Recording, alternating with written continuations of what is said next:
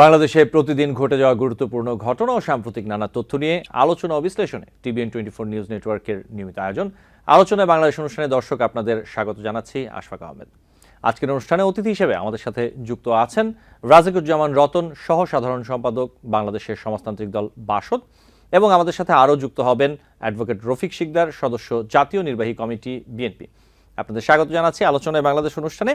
আমি অনুষ্ঠানের শুরুতে কয়েকটি তথ্য একটু খুব ছোট করে তুলে ধরি, এরপর আমরা আলোচনা শুরু করব। প্রথমে যে বিষয়টি রয়েছে তা হচ্ছে বাংলাদেশের স্বাস্থ্য খাতে দীর্ঘদিন থেকে যেসব সমস্যা রয়েছে তা নিরসনে স্বাস্থ্য বিষয়ক সংস্কার কমিশনের সুপারিশগুলো গুরুত্বপূর্ণ ভূমিকা রাখবে উল্লেখ করে সেসব সুপারিশ যেগুলো এখনই বাস্তবায়নযোগ্য তা দ্রুত বাস্তবায়নের উদ্যোগ নেয়ার জন্য নির্দেশ দিয়েছেন প্রধান উপদেষ্টা প্রফেসর মোহাম্মদ ইউনূস। সোমবার স্বাস্থ্য বিষয়ক সংস্কার কমিশন রাষ্ট্রীয় অতিথি ভবন যমুনায় প্রধান উপদেষ্টার কাছে তাদের প্রতিবেদন পেশ করেন এবং এর পরেই নির্দেশ দেন প্রধান উপদেষ্টা। এবং প্রধান উপদেষ্টা বলেন, একটি বড় সমস্যা হচ্ছে ডাক্তারের সংকট। আবার কোনো কোনো ক্ষেত্রে ডাক্তার থাকলেও যেখানে দরকার সেখানে ডাক্তার নেই। এই সমস্যার স্থায়ী সমাধান করতে হবে। চিকিৎসা ব্যবস্থা বিকেন্দ্রীকরণের উপর জোর দিয়ে তিনি বলেন, এটা ছাড়া সমস্যা নিরসন সম্ভব নয়। চিকিৎসকদের যেখানে পোস্টিং সেখানে থাকাটা নিশ্চিত করতে হবে।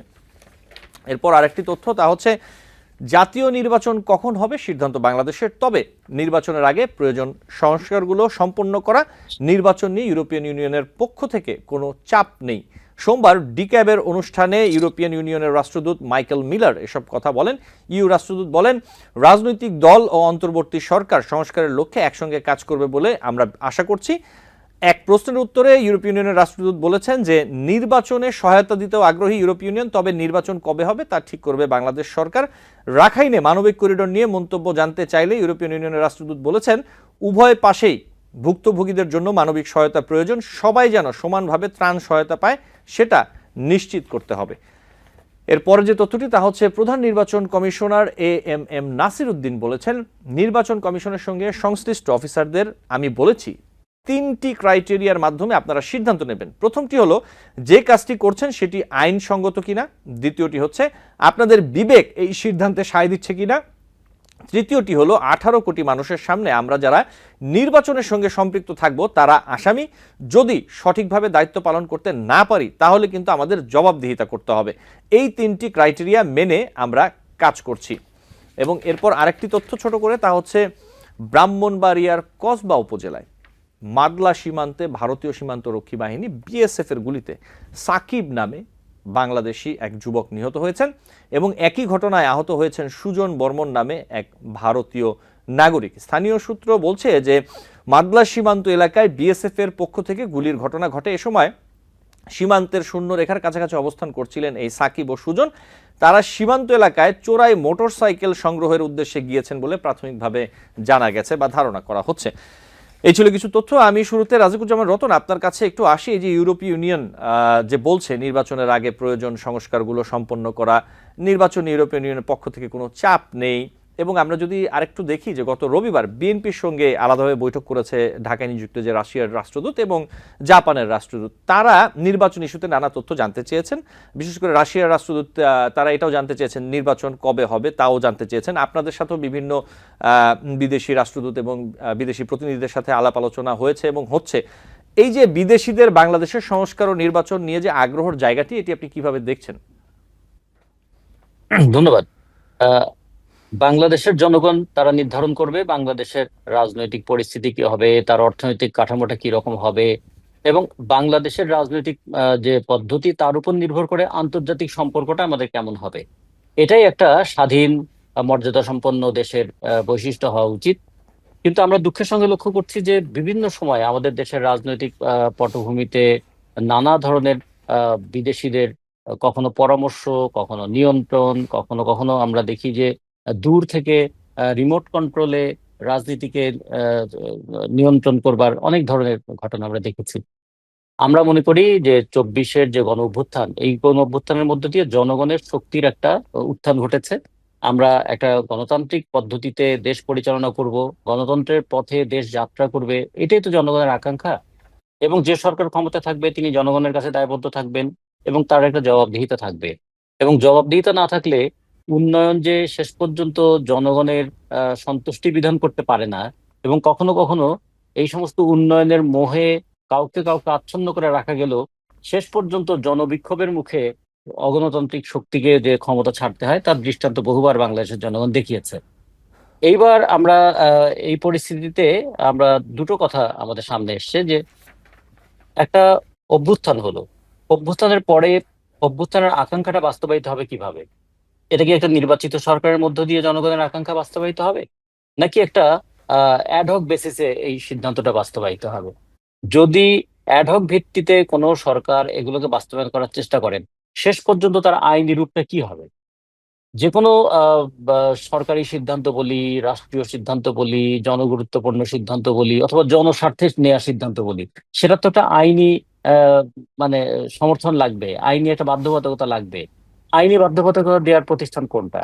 আমরা যদি রাষ্ট্রের তিনটা অঙ্গের কথা বলি, তাহলে একদিকে যেমন বিচার বিভাগের কথা আমরা বলি, আরেকদিকে আমরা প্রশাসনের কথা বলি, কিন্তু আইন বিভাগ, যে বিভাগ আইন তৈরি করে, যে বিভাগ জনমতের প্রতিফলনটাকে আইনের মধ্য দিয়ে প্রকাশ করবার চেষ্টা করে, সেই বিভাগটা কাজ না করলে বিচার বিভাগের কাজ অথবা প্রশাসনের কাজ দুটোই কিন্তু অনেকটা খণ্ডিত হয়ে যায়।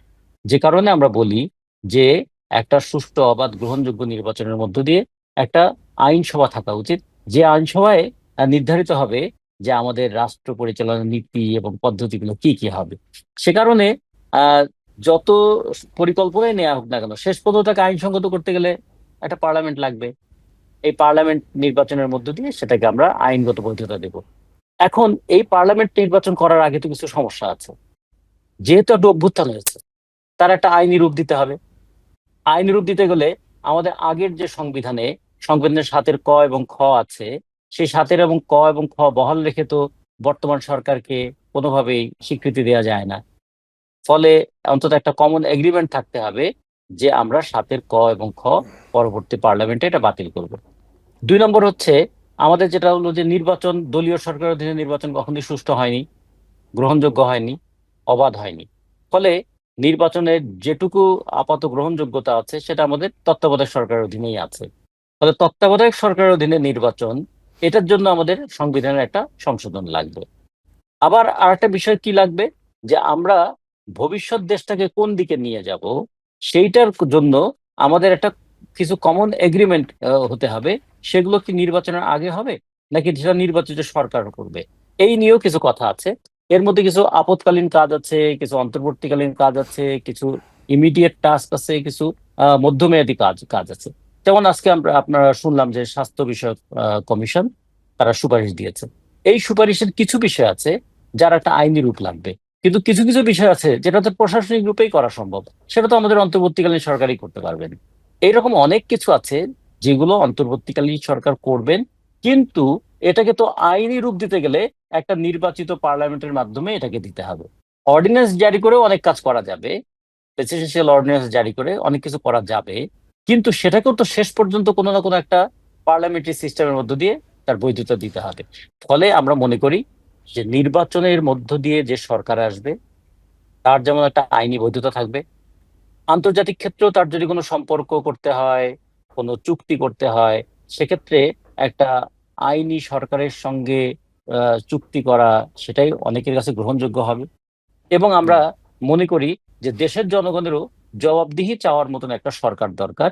যেমন অন্তর্বর্তীকালীন সরকার এখন যে কাজই করছে, মানুষ মনে করে এটা অন্তর্বর্তীকালীন সরকারের কাজ।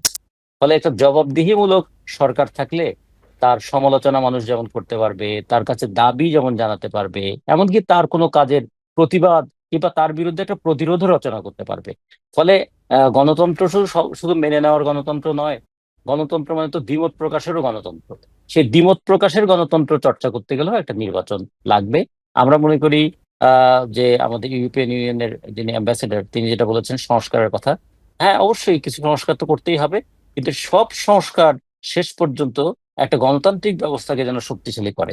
একটা অন্তর্বর্তীকালীন সরকারের দীর্ঘমেয়াদে থাকা কিন্তু এটা গণতন্ত্রের জন্য খুব ভালো নয়। রাজিকুজ্জামান রতন, এই জায়গাটাতে আমি আসলে যে জায়গাটি আপনার কাছ থেকে আরেকটু পরিষ্কার হওয়ার চেষ্টা করছি অথবা জানতে চাচ্ছি যে এই যে সংস্কার নির্বাচনের যে মতো যে বিষয়গুলো, এগুলো বাংলাদেশের একদমই অভ্যন্তরীণ বিষয়।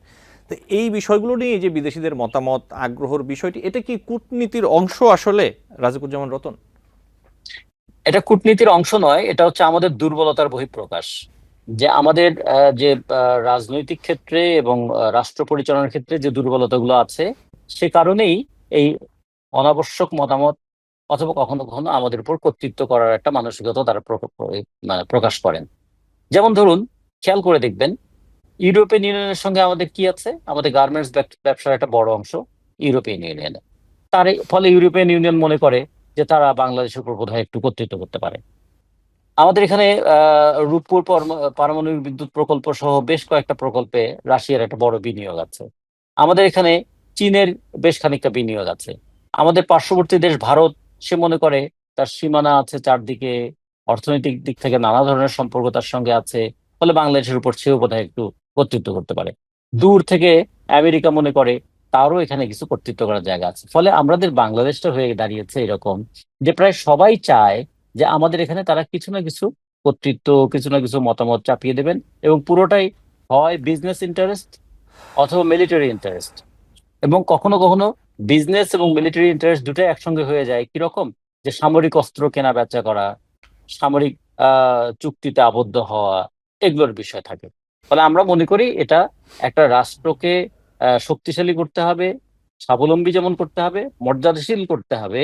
যে কারণে আমাদের বাংলাদেশের যে আহ, অভ্যুদয়, 1971 সালের মুক্তিযুদ্ধের মধ্য দিয়ে বাংলাদেশের একটা স্বাধীন অভ্যুদয়ের মধ্য দিয়ে তো এই কথাটা ছিল, আমরা স্বাধীন গণতান্ত্রিক একটা জাতীয়তাবাদী শক্তির একটা উন্মেষ এখানে দেখতে চাই। বিদেশিদের কাছে আর মাথা নত করে থাকা নয়, সাম্রাজ্যবাদীদের কাছে কোনোভাবে নতি স্বীকার করে নয়, আমাদের স্বাধীন অস্তিত্ব নিয়ে আমরা দাঁড়াবো। আমরা একটা স্বাধীনভাবে আমাদের যে কোনো দেশের সঙ্গে বন্ধুত্বপূর্ণ সম্পর্ক যেমন করতে পারি, বাণিজ্যিক সম্পর্কও করতে পারি, আমরা যে কোনো দেশের সাথে এমনকি সামরিক সম্পর্কও হতে পারে, কিন্তু সেটা হতে হবে বাংলাদেশের স্বার্থের কথা বিবেচনা করে। এটা আমরা একটু চেয়েছিলাম, কিন্তু সেটার দুর্বলতার কারণে, রাষ্ট্রীয় দুর্বলতা, রাজনৈতিক শক্তিসমূহের দুর্বলতা এবং রাষ্ট্র পরিচালনায় গণতন্ত্রের অভাব, যে কারণে অনেক সময় জনগণও এই সমস্ত ক্ষেত্রে খুব একটা ইনভলভ হয় না। কিন্তু জনগণেরও এখানে ইনভলভ হওয়া দরকার, যেহেতু আমাদের দেশ, আমরা আমাদের দেশটাকে আমাদের মতো করে পরিচালনা করব। এই জাতীয়তা বোধটাও আমাদের এখানে খুব দরকার। জি, রাজিকুজ্জামান রতন, আপনি যে কথাটি বলছেন, এই যে ভূ রাজনৈতিকভাবে যদি আমরা দেখি যে বাংলাদেশে বিদেশি বহু রাষ্ট্রের আগ্রহ রয়েছে, এবং অভ্যন্তরীণ রাজনীতি ঠিক রাখতে যে আমরা যেটা দেখি যে যে কোনো সরকার বা রাজনৈতিক দলগুলো অনেক ক্ষেত্রেই এই যে বিদেশিদের যে স্বার্থ এগুলোকে প্রাধান্য দেয়, এমনটা অনেক সময় আমরা দেখেছি, এগুলো দেখা যায়। বর্তমান যে অন্তর্বর্তী সরকার রয়েছে তাদের ওপর কি কোনো বিদেশি চাপ রয়েছে? আপনার কি মনে হয় একজন রাজনীতিক হিসেবে, অথবা আপনি বিভিন্ন বিষয়ে কাজ করতে যে যতটুকু দেখেছেন, আপনার কাছে কি মনে হচ্ছে? চাপ আছে কিনা জানি না, সেটা তো আমরা ঠিক ভেতর থেকে বুঝবো না, কিন্তু কখনো কখনো মনে হয় তারা বিদেশিদের সঙ্গে অনেক বেশি তাদের যে নির্ভরশীলতা আছে এটা প্রকাশ করে ফেলেন। যেমন কখনো কখনো বলেন যে আমরা আন্তর্জাতিক মানের খেলোয়াড়, আমরা আন্তর্জাতিক মাঠে খেলি, কিংবা বিদেশিদের সঙ্গে আমাদের খুব ভালো সম্পর্ক আছে, কিংবা অমুক আমাদেরকে আশ্বাস দিয়েছেন, তমুক দেশ আমাদেরকে ভরসা দিয়েছেন, বিদেশ থেকে প্রচুর টাকা আসবে। এই কথাগুলো যখন বলে, তখন কিন্তু এটা একভাবে বেরিয়ে আসে যে আমরা বাইরের সহযোগিতাটা বেশ ভালোই পাচ্ছি। বাইরের সহযোগিতা পাচ্ছি এইটা বিবেচনা যখন করেন, অথবা এটা যখন প্রচার করেন, মানুষের কাছে তখন মনে হয় তাহলে কি বিদেশি শক্তির সঙ্গে সম্পর্ক রেখেই তারা চলছেন। এটা এটা কিন্তু খেয়াল করার মতো। ধরুন, আমরা যে আইএমএফ এর কাছ থেকে ঋণ নিলাম, এই ঋণ তো আমরা সুদ সহ শোধ দেবো। জি। এই ঋণের যে আমাদের কিস্তিটা, সেটা প্রতিটা কিস্তিতে দিচ্ছে, এবং এই টাকা তো পাঠাচ্ছেন আমাদের প্রবাসী শ্রমিকরা, অথবা আমাদের রপ্তানি আয় থেকে আসছে। ফলে এর জন্য এত নতজানু মানসিকতা থাকতে হবে কেন আমাদের? কিংবা আমরা যে কোনো চুক্তি যদি করি, সেটা বিনিয়োগ চুক্তি করি অথবা বাণিজ্যিক চুক্তি করি, সেটা কি বাংলাদেশের স্বার্থটাকে বিবেচনা করব না? আমরা আমরা এমন কিছু কাজ আমাদের এখানে করেছি, যে কাজ করতে গিয়ে জনগণের স্বার্থের চাইতেও ক্ষমতাসীন যারা, তাদের স্বার্থটাই অনেক বেশি সামনে চলে এসেছে। এইটা করতে গিয়ে কখনো কখনো মানুষের কাছে এটা দৃশ্যমান হয়েছে যে বিদেশ নির্ভরতাই হচ্ছে আমাদের সরকারের মনে হয় টিকে থাকার একটা শক্তি। এটা মানুষ হিসাবে আমাদের জন্য অমর্যাদাকর, দেশের মানুষ হিসাবে। ঠিক রাষ্ট্র হিসেবেও এই রাষ্ট্রের একটা শক্তিশালী ভিত্তি গড়ে তোলার ক্ষেত্রেও একটু কিন্তু অসুবিধাজনক। ফলে আমরা মনে করি এই যে আমরা, বিদেশিরা আমাদের উপর কতটুকু চাপ প্রয়োগ করছে তার চেয়েও আমাদের যদি মানসিকতা থাকে আমরা বিদেশিদেরকে সন্তুষ্ট করে চলছি, সেটা কিন্তু অনেক বেশি বিপজ্জনক। একটা চাপ আসলে চাপ মোকাবেলা করা যায়, কিন্তু নিজেরাই যদি আমরা কাউকে সন্তুষ্ট করার জন্য কাজ করি, এটা মোকাবেলা করার কিন্তু আর কোনো রাস্তা থাকে না। যে জি কারণে আমরা ক্ষমতায় যারা থাকেন তাদের কাছ থেকে অন্তত এইটুকু এইটুকু প্রত্যাশা করি। জি, রাজিকুজ্জামান রতন, এই জায়গাতেই আমি একটু ভিন্নভাবে আপনার কাছে একই বিষয় আসলে একটু অন্যভাবে আসি যে বাংলাদেশের যে বিদেশ নীতি, পররাষ্ট্রনীতি যেটাই বলি, এই বিদেশ নীতিতে আসলে বাংলাদেশের অভ্যন্তরীণ রাজনীতিতে আমি যদি বলি এখনকার সময় কতটা এই অভ্যন্তরীণ রাজনীতিতে এই বিদেশ নীতিটা কতটা প্রভাবক হিসেবে কাজ করছে, এই ব্যাপারে আপনি কি বলবেন? যেমন ধরুন, অন্তর্বর্তীকালীন সরকার যত যতটা জনগণের আকাঙ্ক্ষাকে ধারণ করে পথ চলার কথা, কারণ এই অন্তর্বর্তীকালীন সরকার যখন এলেন, জনগণের একটা বিপুল সমর্থন এবং প্রত্যাশা দুটোই তার প্রতি আছে। কিন্তু পরবর্তীতে আমরা যেটা দেখলাম যে গত 8 মাসে জনগণের প্রত্যাশাটা ঠিক ততখানি পূরণ তারা করতে পারেননি। কেন পারলেন না? এই জায়গায় একটা তো অনুসন্ধানী মন থাকা দরকার।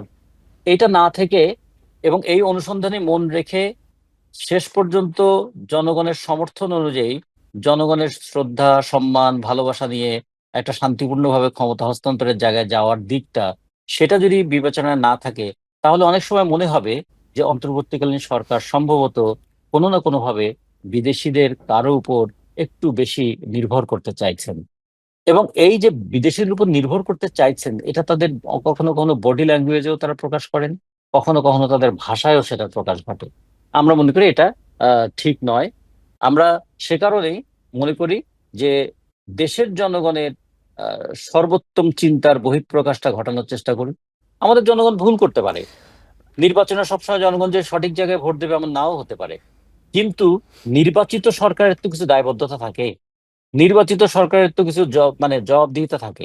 সেই জবাবদিহিতার চর্চা করাটা আমাদের দেশে দরকার। রাজিকুজ্জামান অন্তর্বর্তীকালীন রতন, সরকার শুধু সরকার নয়, আমরা যদি বলি যে শুধু বর্তমান সরকার তো অবশ্যই আছে যেটি আপনি বলছেন, আমরা যদি রাজনৈতিক দলগুলোর কথা বলি, রাজনৈতিক দলগুলো, বড় রাজনৈতিক দলগুলো অথবা আপনাদের যে রাজনৈতিক দলগুলো রয়েছে, বিএনপি সহ, জামায়াত সহ, বাসদ সহ অন্যান্য যারা রয়েছেন, এই যে রাজনৈতিক দলগুলোর সাথে বিভিন্ন দেশের যে বৈঠকগুলো হয়, প্রতিনিধিদের সাথে যে আলাপ আলোচনাগুলো হয়, এগুলো আসলে আপনাদের রাজনৈতিক কার্যক্রমেও কতটা, এই যে ইন্টারনাল যে পলিটিক্সের বিষয়, ডিসিশন মেকিং এর যে জায়গাটা, এটাতে কতটা প্রভাব ফেলছে বর্তমান সময়ের কথাটা যদি বলি?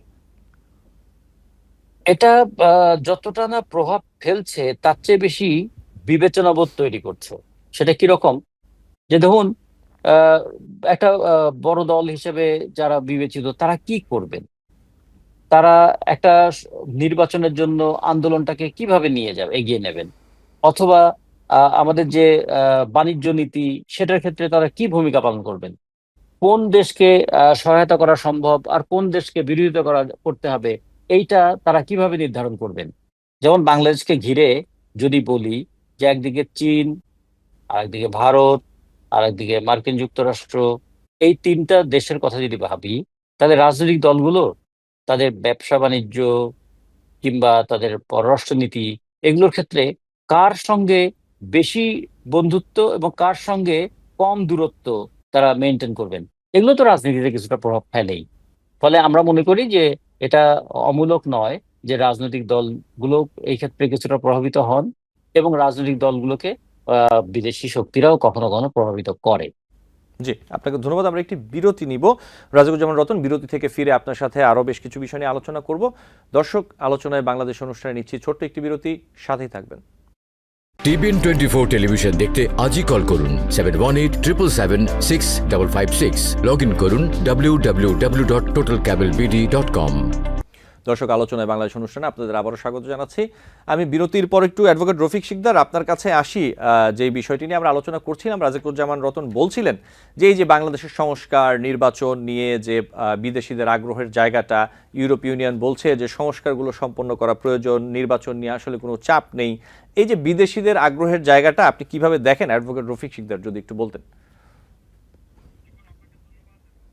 রতন ভাইকে শুভেচ্ছা, দর্শক যারা আছেন সকলকে আমি শুভেচ্ছা জানাই।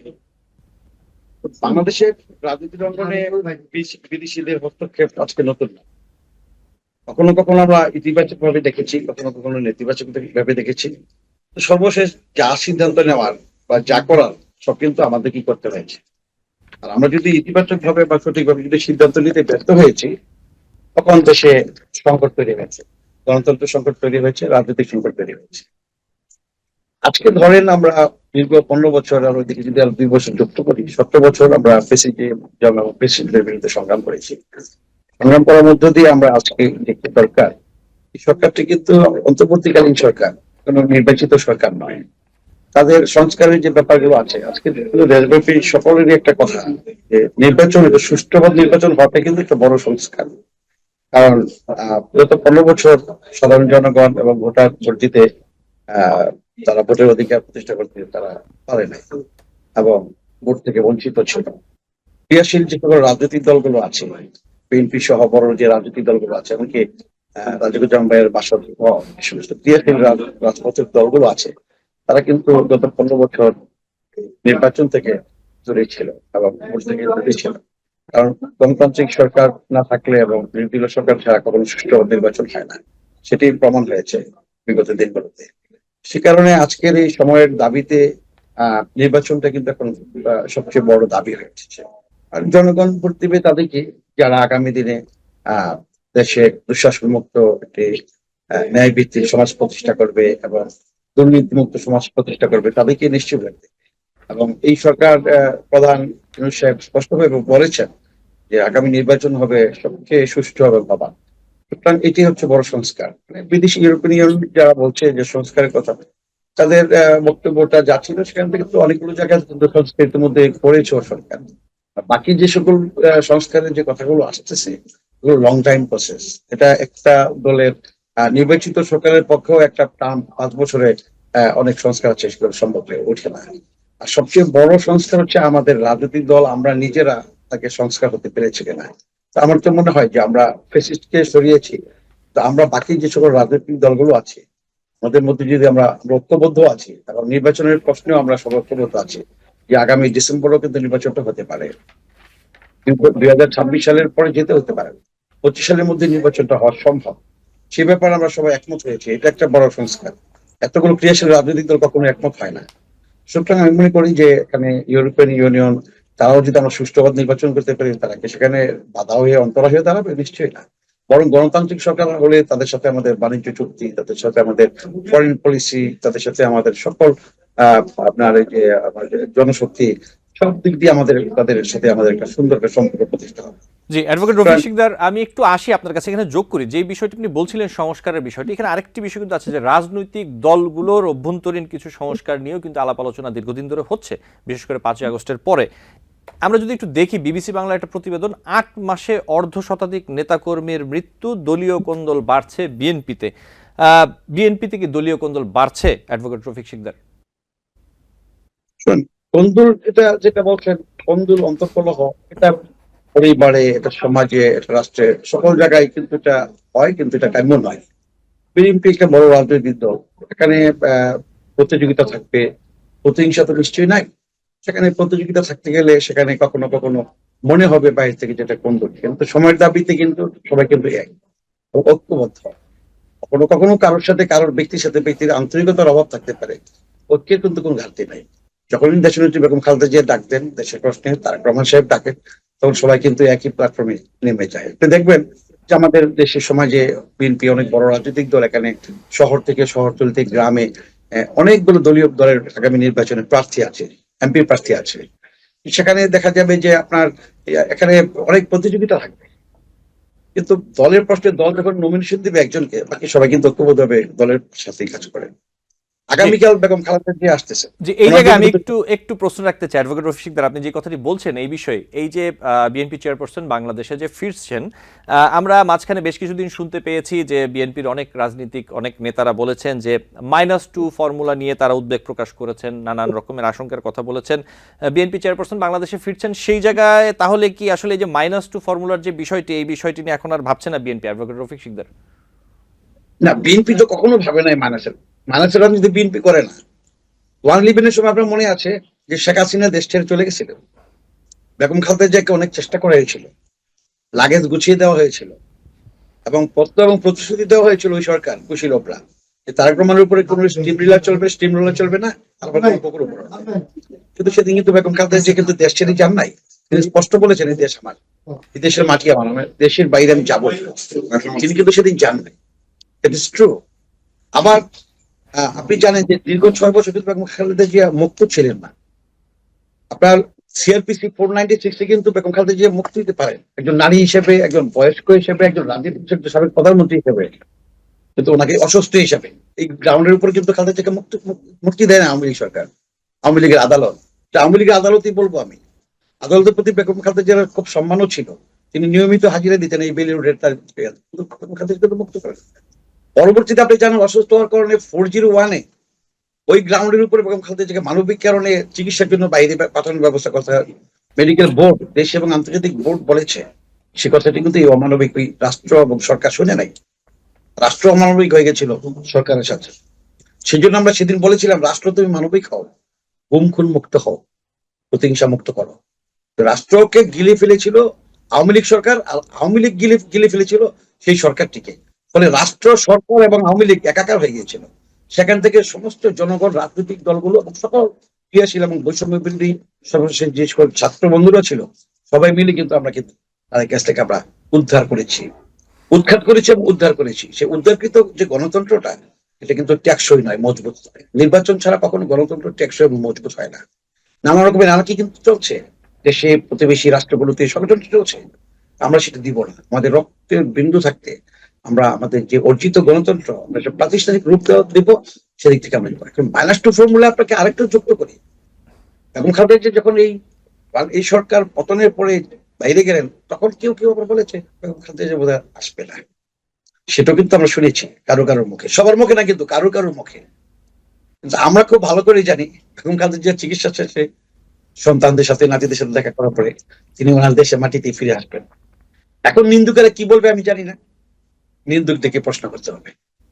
বেগম খালেদা জিয়ার কারণে কিন্তু শেখ হাসিনা আবার দেশে ফিরতে পেরেছিল, কিন্তু শেখ হাসিনা তো বেঈমান, বিশ্বাসঘাতক, অকৃতজ্ঞ। আওয়ামী লীগ অকৃতজ্ঞ, অকৃতজ্ঞ যারা এবং বিশ্বাসঘাতক এবং বেঈমান যারা হয়, তারা কিন্তু দুর্বল থাকে। রাজনৈতিক ভাবে তাদের মন থাকে অনেক দুর্বল এবং মনটাও তাদের ছোট। এবং আওয়ামী লীগ সরকার সে কারণে এত দুর্বল হয়ে গিয়েছিল যে তারা পালিয়ে যেতে বাধ্য হয়েছে। কিন্তু হাসিনা কিন্তু পালায় না হেলিকপ্টারে, আকাশপথে। চোরাপথেও কিন্তু পালিয়েছে আওয়ামী লীগের নেতারা, আপনি জানেন। চোরাপথে কিন্তু চোরা কারবারই হয়, চোরা চালান হয়। একটা দেশের সাথে একটা দেশের বাণিজ্য নীতি যেটা হয় না, সেই সকল জিনিসগুলো চোরা কারবারের মাধ্যমে হয়। কিন্তু আওয়ামী লীগের রাজনৈতিক নেতারা যে চোরাপথে পালায়, ওরা যে পলাতক, ওরা পালিয়ে যায়, পালিয়ে যেতে পারে, এটা প্রমাণ হলো। অথচ আওয়ামী লীগের সাধারণ সম্পাদক ওয়াদুল কাদের আস্ফালন করে বলতেন যে আওয়ামী লীগ নাকি পালায় না। তারা বলতো তারেক রহমান নাকি পালিয়ে গেছে। তারেক রহমান কিন্তু আদালতের মাধ্যমে কিন্তু চিকিৎসার জন্য লন্ডনে গেছেন, সবার সামনেই কিন্তু এয়ারপোর্ট দিয়ে কিন্তু গেছেন, চোরাপথে চাই নাই। অথচ আজকের ব্যবধানে আওয়ামী লীগ পালিয়ে গেছে। তাদের কথা বলারই আর অধিকার নাই দেশের মানুষের সামনে, মুখ দেখানোর অধিকার নাই, রাজনীতি করার অধিকার নাই, নির্বাচন করা তো অনেক দূরের কথা। আপনি দেখেন না যে এই যে ডিসেম্বর মাস গেল, তারপরে মার্চ মাস গেল, 21শে ফেব্রুয়ারি গেল, তাদের কোথাও কোনো প্রোগ্রাম করতে দেখেছেন? এমনকি 5ই আগস্টের পতনের পরে 15ই আগস্টে তাদের পিতার মৃত্যুবার্ষিকী গেল, কোথাও বাংলাদেশে দেখেছেন যে এক পাতিল খিচুড়ি রান্না করেছে, ফেলে দিয়েছে? কেউ খিচুড়ি রান্না করেছে তো ফেলে দিয়েছে, একটা নিউজ হয়েছে। ফেলে দিবে করতে, খিচুড়ি রান্নাই তো করে নাই। তাদের বাবার নামে কোথাও একটা মিলিয়ন করেছে, একটা ব্যানার করেছে, ব্যানার ছিঁড়ে ফেলেছে প্রতিপক্ষ, সেটাও কিন্তু আমরা দেখি নাই। সুতরাং আমাদেরকে বুঝতে হবে যে আওয়ামী লীগ একটা দুর্বল রাজনৈতিক দল, একটা নতজানু একটা রাজনৈতিক দল। তাদের দ্বারা লুটপাট হতে পারে, ফেসিস্ট হতে পারে কখন ক্ষমতা এসে, কিন্তু সুষ্ঠু নির্বাচনের মাধ্যমে ক্ষমতা আসা তাদের সুযোগ নেই। সেই জন্য তাদের দোসরেরা যারা যারা এখন বিভিন্ন রন্ধ্রে রন্ধ্রে আছে এখনো, 15 বছরের কাতরি মারা, তারা চেষ্টা করবে সুষ্ঠু নির্বাচন যেন না হয়। তারা চেষ্টা করবে রাজিকুজ্জামান রতনের মতো প্রগতিশীল নেতা যেন পার্লামেন্টে যেতে না পারে, তারা যেন রাজনৈতিকভাবে কথা বলতে না পারে। তারা সেটা চেষ্টা করবে। তাদের যারা প্রভু রাষ্ট্র আছে প্রতিবেশী, তারা চেষ্টা করবে যে বাংলাদেশে যেন গণতন্ত্র টেকসই না হয়। কিন্তু আমাদের সেদিকে খেয়াল রাখতে হবে। আর বেগম খালেদা জিয়া কালকে আসছেন, বাংলাদেশের সমগ্র জনগণের এবং বিশেষ করে বিএনপির পরিবারের সবার মধ্যে একটা আনন্দ, তিনি সুস্থ হয়ে দেশে ফিরছেন পুত্রবধূকে নিয়ে। সবাই অপেক্ষা আছে এবং সবাই তাকে অভিনন্দন জানানোর জন্য, স্বাগতম জানানোর জন্য সবাই অপেক্ষা আছে। আমি এই যে আপনার সাথে আস্তে আস্তে রাস্তায় জ্যাম হয়ে গেছে, আমি প্রথমে দুঃখ প্রকাশ করি। লালবাগ দিয়ে একটু রাস্তাগুলো জ্যাম ছিল, রতন ভাই কাছে আমি একটু দুঃখ প্রকাশ করি। আমি আর ঢুকতে দেরি হয়ে গেছে। এখানকার যে সাবেক নির্বাচিত কমিশনার আছেন, আপনার কারা নির্যাতিত নেতা খোকন সাহেব, মোশাররফ হোসেন খোকন, ওনার এই অফিসে আমি বসা আসছি, ওনার সাথে সৌজন্যতা দাওয়াতের প্রোগ্রাম ছিল, আমার আসতে জি একটু দেরি হয়ে গেছে। জি তা আমার কথাটা হলো যে আজকের এই সময় ব্যবধানে আপনি যে টপিকটি তুলে ধরেছেন আশিক ভাই, এটা অত্যন্ত গুরুত্বপূর্ণ। যে আলোচনার সূচিগুলো আপনি এনেছেন টেনে অত্যন্ত তাৎপর্যপূর্ণ। আমি জি বলতে চাই, বেগম খালেদা জিয়া শুধু বিএনপির নয়, তিনি সমগ্র বাংলাদেশের জনগোষ্ঠীর, তিনি সকল রাজনৈতিক দলকে ভালোবাসেন। প্রগতিশীল ক্রিয়াশীল যে সকল জাতীয়তাবাদী রাজনৈতিক দলগুলো আছে, নেতৃবৃন্দ আছে, যাদের মধ্যে দেশপ্রেম আছে, বেগম খালেদা জিয়ার মধ্যে দেখেছি তাদেরকে তিনি সম্মান করেন। আমরা জেনেছি যে বিএনপি ছাড়াও অন্যান্য যে সকল ক্রিয়াশীল রাজনৈতিক দলগুলো ছিল মাঠে, সবাই কিন্তু বেগম খালেদা জিয়ার এই আগমনের এই বার্তায় অত্যন্ত আনন্দিত এবং উৎফুল্ল। জি এবং অ্যাডভোকেট রফিক শিকদার, আপনাকে ধন্যবাদ। জি, আমি নিশ্চয়ই আপনার কাছে আবার আসবো সময় পেলে। আমি একটু রাজিকুজ্জামান রতন আপনার কাছে আসি। যেই বিষয় নিয়ে আমরা আসলে আলোচনা করছিলাম অনুষ্ঠানের শুরুতে, আপনার সাথে আলোচনা হচ্ছিল, আমরা যদি একটু দেখি একটু অন্যভাবে, বাংলাদেশের রপ্তানি আয়ের শীর্ষ খাত তৈরি পোশাক সহ বস্ত্র খাতের কারখানাগুলোতে হঠাৎ করে গ্যাস সরবরাহে মারাত্মক সংকট তৈরি হয়েছে এবং এতে উদ্বিগ্ন হয়ে পড়েছেন যে শিল্প উদ্যোক্তা যারা রয়েছেন এবং রপ্তানিকারকরা। এবং এই সংকটে পড়ে এই খাতের 4টি সংগঠন, বিজিএমইএ, বিকেএমই সহ 4টি সংগঠন গণমাধ্যমে বিজ্ঞাপন দিয়ে সরকারের দৃষ্টি আকর্ষণ করেছে। এবং আমরা যদি দেখি, কিছুদিন আগেই বাংলাদেশে বিনিয়োগ সম্মেলন হয়েছে, বিদেশি বিনিয়োগকারীরা আসছেন। এখন এই যদি দেশের ভিতরের ব্যবসায়ীদের উদ্বেগ যদি এমন হয়, গ্যাস নেই, বিদ্যুৎ নিয়ে উদ্বিগ্ন হয়, এক্ষেত্রে বিদেশি বিনিয়োগকারীরা আসলে কতটা আগ্রহী হবেন? রাজিকুজ্জামান রতন। ধন্যবাদ। বিদেশিরা আমাদের এখানে আসবেন দুটো কারণে। একটা হচ্ছে যে আমাদের শ্রমশক্তি যথেষ্ট পরিমাণ আছে, দ্বিতীয়ত হচ্ছে আমাদের শ্রমশক্তিটা সস্তা। এই দুটো কারণ তাদেরকে খুব আগ্রহী করে তোলে। তৃতীয় যে একটা বিষয় আছে, সেটা হলো যে উৎপাদনের জন্য যে কাঁচামাল লাগবে, সে কাঁচামালের একটা বড় অংশ তো বিদেশ থেকে আসে। আমরা আবার সেটাকে এখানে ভ্যালু অ্যাড করে আবার বিদেশে পাঠাই। কাঁচামালের মধ্যে ভ্যালু অ্যাড করতে গেলে কি লাগবে? লাগবে কারখানাতে নিরবিচ্ছিন্ন বিদ্যুৎ সংযোগ, লাগবে আমাদের সড়ক যোগাযোগ ব্যবস্থাটা যানজট মুক্ত, লাগবে আমাদের গ্যাস সরবরাহটা ঠিক মতো রাখা, লাগবে আমাদের পানিটা যেন প্রয়োজনীয় পানি সরবরাহ তাদেরকে করা যায়। আর সবসময় যেটা লাগবে যে আমাদের যে ব্যাকওয়ার্ড লিঙ্কেজ বলে যেটা আছে, সেটা যেন আমাদের এখানে থাকে। হ্যাঁ, তো এগুলো সবকিছু না করলে তো একটা দেশে আসলে বিনিয়োগের পরিবেশটা তৈরি হবে না। শুধু শ্রমশক্তি থাকলেই কি একটা দেশে বিনিয়োগ হয়? কাঁচামাল থাকলেই কি একটা দেশে বিনিয়োগ হয়? আফ্রিকার সব দেশে তো প্রচুর কাঁচামাল আছে। আমাদের যদি বলি জ্বালানি আছে, তারপরে তাদের মাটির উপরের সম্পদ এবং মাটির নিচের সম্পদ সবই আছে, ভূমিও সেখানে সস্তা। তা আফ্রিকাতে অত বিনিয়োগ হয় না কেন? কারণ তার সঙ্গে দক্ষ শ্রমশক্তিও লাগবে, অবকাঠামোগত সহযোগিতাটাও লাগবে। তার ফলে আমাদের বিনিয়োগ সম্মেলন করে শুধুমাত্র হোটেলে সম্মেলন করলে হবে না, তো এর সঙ্গে এই অবকাঠামো দিকগুলো দেখা দরকার। আর আমাদের গ্যাসের যে সংকটটা, এটা তো দীর্ঘদিন ধরে চলছে। আমরা গত 15 বছরে নতুন কোনো গ্যাস এক্সপ্লোরেশন আমরা হতে দেখি নাই। আমাদের পুরনো গ্যাস ক্ষেত্রগুলোকেও নতুন করে খুব ভালো করে সেগুলোর আহ মজুদ কতটুকু আছে, গ্যাস উত্তোলন কতটুকু করা যায়, সেগুলো খুব ভালো সার্ভে আমরা হতে দেখি নাই। আমরা এলএনজি আমদানির ক্ষেত্রে নানা ধরনের তৎপরতা দেখেছি। সে এলএনজিটাও ঠিক মতো এলএনজির দাম কম বেশি হওয়া, এলএনজি টার্মিনাল গুলো ঠিক মতো কাজ না করা, সেগুলো আমরা দেখেছি। আর সবচেয়ে বড় কথা, বিদ্যুৎকে নিয়ে যে তুগলকি কারবারটা আমাদের এখানে হয়েছে, কুইক রেন্টাল পাওয়ারের নামে সেখানে যে কুইক লুটপাট হয়েছে, ক্যাপাসিটি চার্জের নামে বসিয়ে বসিয়ে কেন্দ্র ভাড়া দেওয়া হয়েছে, এবং আমাদের এখানে কখনো কখনো অতিরিক্ত বিদ্যুৎ উৎপাদনের সক্ষমতা দেখানো হয়েছে। আমরা 25,000, 26,000, 27,000 মেগাওয়াট বিদ্যুৎ উৎপাদন করতে পারি, এটা বলা হয়েছে, কিন্তু আমরা 13,000, 14,000 উৎপাদন করতে হিমশিম খেয়ে যাচ্ছিলাম। এগুলো যেমন দেখানো হয়েছে। আবার পাশাপাশি আদানির বিদ্যুৎ ভারত থেকে আমদানি করারও একটা বিরাট ব্যাপার করা হয়েছে, এবং তার ফলে একটু বেশি দামেও ভারত থেকে বিদ্যুৎ আমদানির বিষয়টা ছিল। এখন আদানির বিদ্যুৎ বন্ধ, আদানির বিদ্যুতের বিল বকেয়া আছে। ফলে ওইদিকে যদি বিদ্যুৎ বন্ধ থাকে, আর এদিকে যদি আমার এলএনজি সাপ্লাইটা বন্ধ থাকে, তার সঙ্গে যদি এলএনজি সাপ্লাই কমে যায়, তার সঙ্গে যদি দেশের উত্তোলিত গ্যাসের রিজার্ভটাও কমে যায়, তাহলে সামগ্রিক ইফেক্ট তো গিয়ে পড়বে আমাদের জ্বালানি ব্যবস্থার। সেটার কারণে গ্যাসের সংকট এবং বিদ্যুতের সংকট হাত ধরাধরি করে চলে। গ্যাস দিয়ে বিদ্যুৎ উৎপাদন হয়, কারখানাগুলো গ্যাস দিয়ে ক্যাপটিভ বিদ্যুৎ উৎপাদন করে, অথবা গ্যাস দিয়ে যদি বিদ্যুৎ কেন্দ্র উৎপাদন হয়, সেই বিদ্যুৎ কেন্দ্র থেকে বিদ্যুৎ তারা কেনে। আমাদের তো খুব গুরুত্ব দেওয়া জি উচিত ছিল এই জায়গাটায়।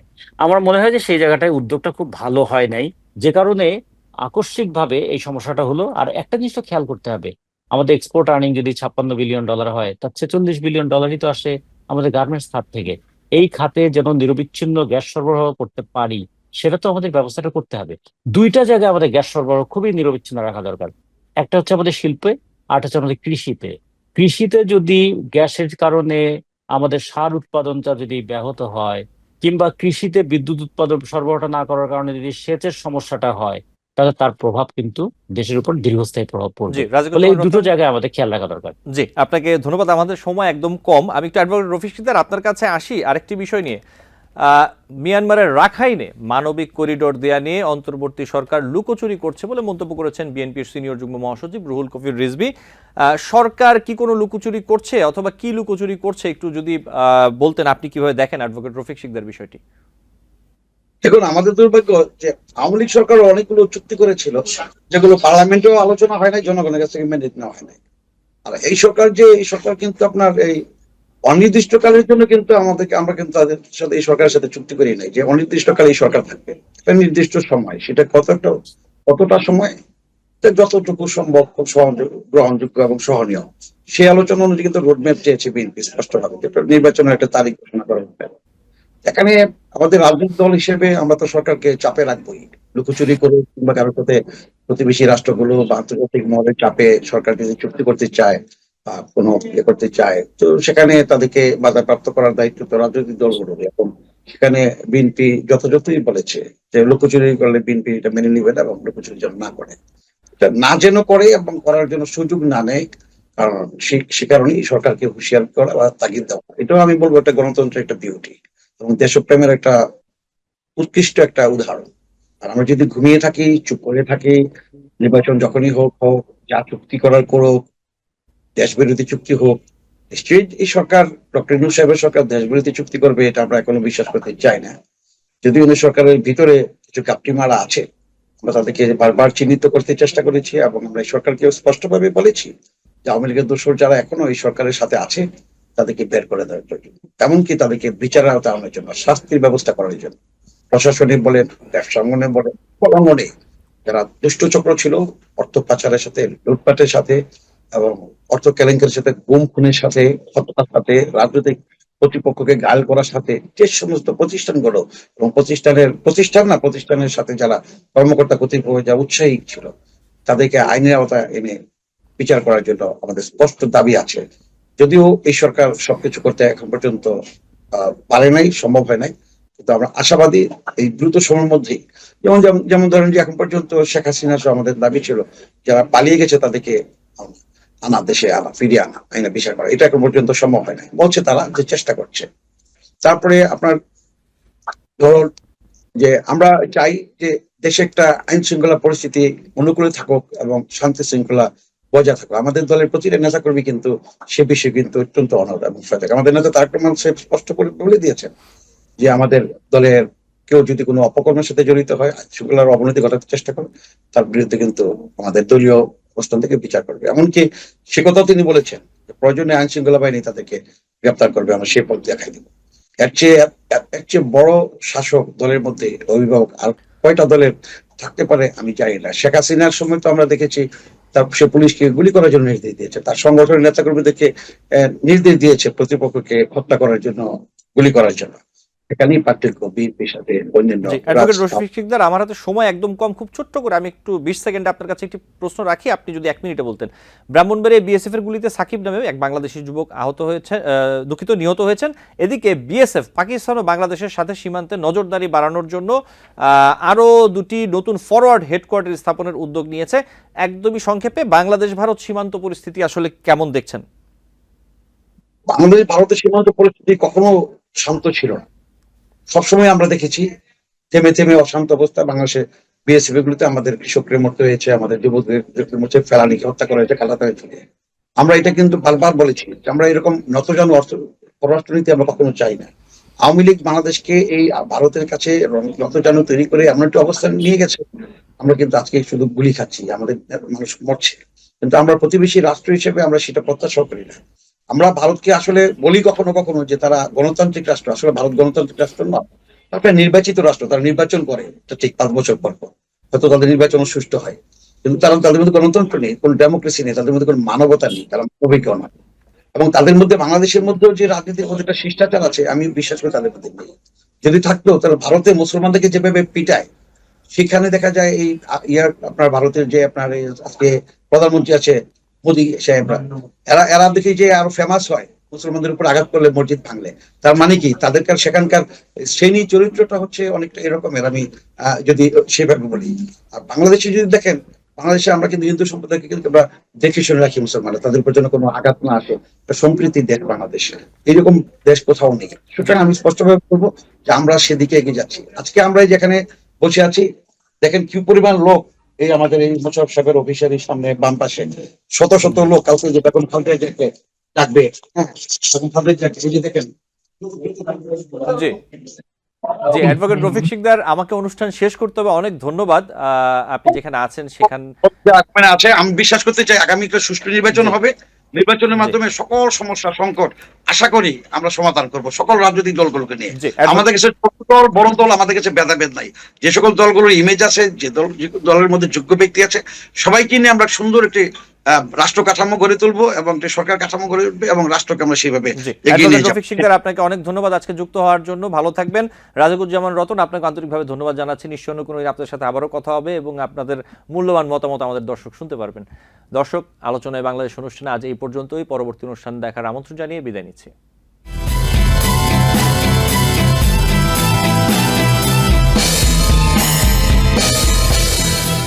টিবিএন 24 টেলিভিশন দেখতে আজই কল করুন 7187776556। লগ ইন করুন www.totalcablebd.com। নিউ ইয়র্ক থেকে সম্প্রচারিত টিবিএন 24 টেলিভিশন বিশ্বজুড়ে বাঙালির কণ্ঠস্বর।